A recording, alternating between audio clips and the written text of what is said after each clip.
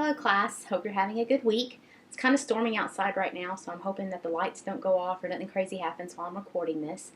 And I just wanted to touch base with you. Last week was a very busy week. If any of you have been on campus at all, you realize that there's lots of crazy activities and events going on.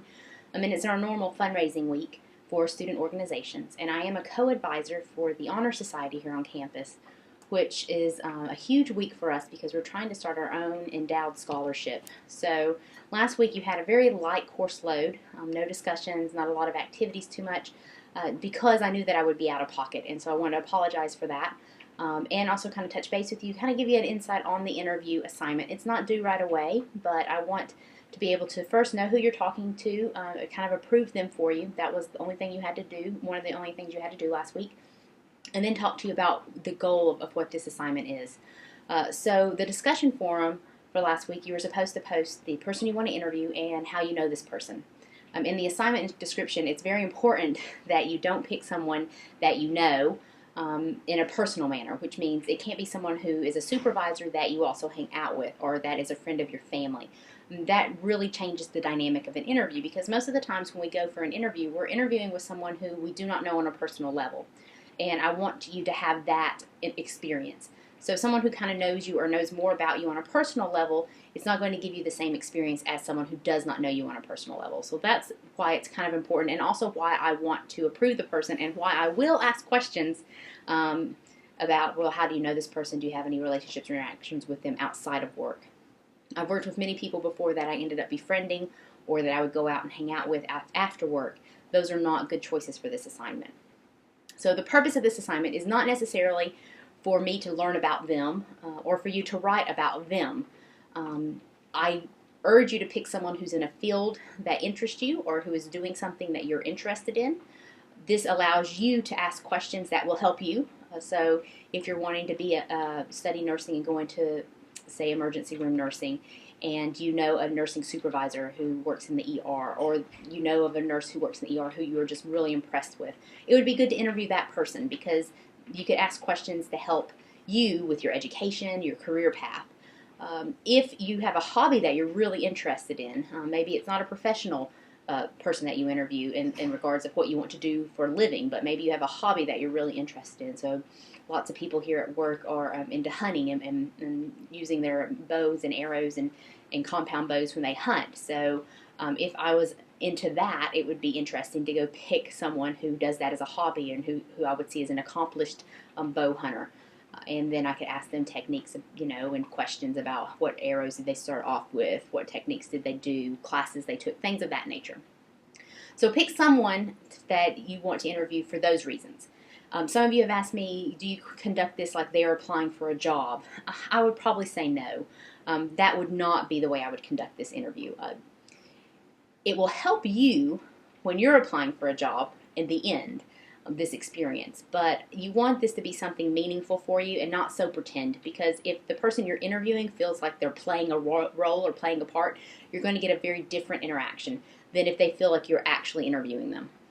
So I listed some sample questions. Things that I would ask would be, did you see yourself doing this your whole life? Or what was the path that led you here?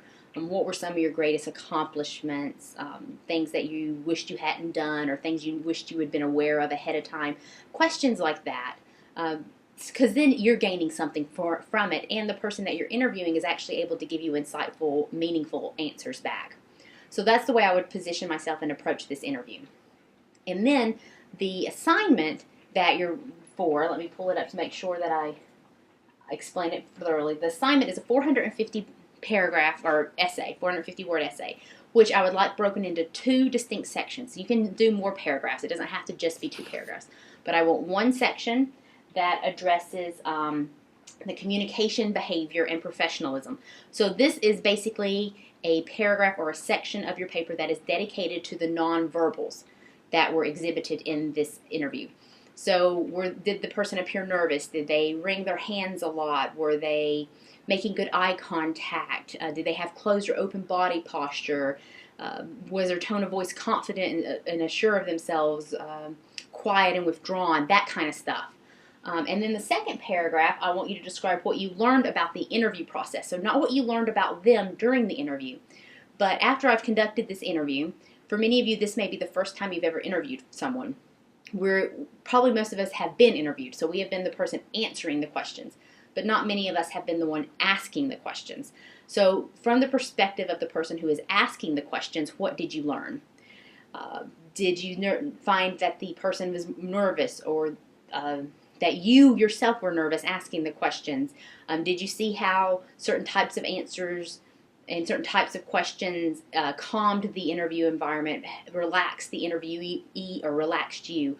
I'm wanting you to look at that. So this whole assignment is really, the part that's graded is a study of communication, study of what happens within an interview communication-wise. What you'll find is once you understand the dynamic, the interview dynamic, not just from the person being interviewed, but also from the person doing the interviews, that it kind of makes it not so intimidating. I used to hate being interviewed, and it wasn't until I started interviewing others through research and through one of the jobs that I held before I became an educator that all of a sudden I realized it's not that big of a deal. There are certain things that you can do as the person being interviewed and certain things you can do as the person who is interviewing that calms the environment, relaxes the atmosphere, and makes it a fun and enjoyable experience. And I'm hoping that through this process that you will see some of those and that it will enable you to be a better communicator in an interview.